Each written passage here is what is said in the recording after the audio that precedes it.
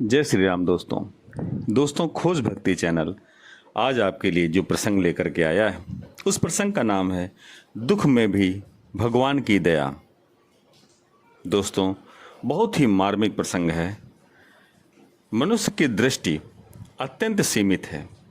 वह अपनी आंखों के सामने घटने वाली कुछ घटनाओं को ही केवल देख सकता है।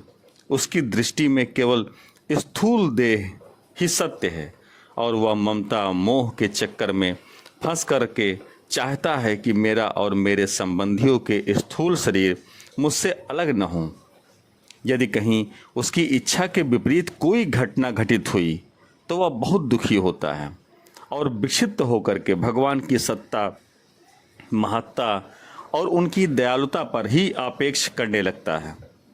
परंतु इससे भगवान की दयापूर्ण दृष्टि में कोई अंतर नहीं पड़ता। वे सदा से सबका कल्याण करते आए हैं और कल्याण ही करते रहते हैं। इसे इस प्रकार समझिए, कोई दयालु स्वामी अपने किसी कर्मचारी को कोई उच्च पद देना चाहता हो और इसी के लिए उसे एक स्थान से दूसरे स्थान के लिए परिवर्तन कर रहा हो, परंतु वह कर्मचारी और उसके घर वाले उच्च पद पाने की बात न जाने, उस परिवर्तन का विरोध करें और रोएं पीटें, पर दयालु स्वामी उनके रोने गिड़गिड़ाने पर तनिक भी ध्यान न देकर अपनी दया की वर्षा करता है। आपके सुपुत्र होनहार थे, उनके कर्म उज्जवल और साधना ऊंची थी।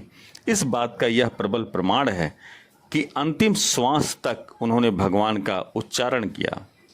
इससे सिद्ध होता है कि भगवान ने उन्हें इससे भी उत्तम स्थिति देने के लिए आपसे अलग किया और अपने पास बुलाया। भगवान अपनी वस्तु को अपना लें, उसे बुलाकर सर्वदा के लिए अपने पास रख लें, यह हमारे लिए प्रसन्नता की बात होनी चाहिए। परंतु हमारी ममता, हमारे जन्म जन्मांतरों का अभ्यस्त मोह हमें बार बार कष्ट देता है और वही हमें इस बात के लिए प्रेरित करता है कि हम भगवान की इच्छा पूरी न होने दें, अपनी इच्छा पूरी करें।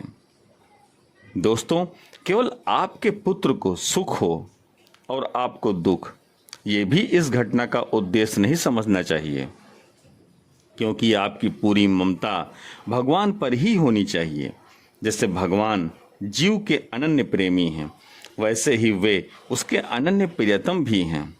वे चाहते हैं कि जीव मुझसे ही हंसे, मुझसे ही खेले और मुझसे ही प्रेम करे।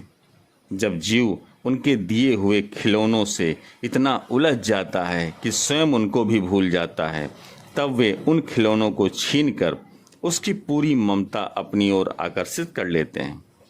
इस घटना को पूर्ण रूप से आपके और आपके पुत्र दोनों के लिए ही हितकर समझिए।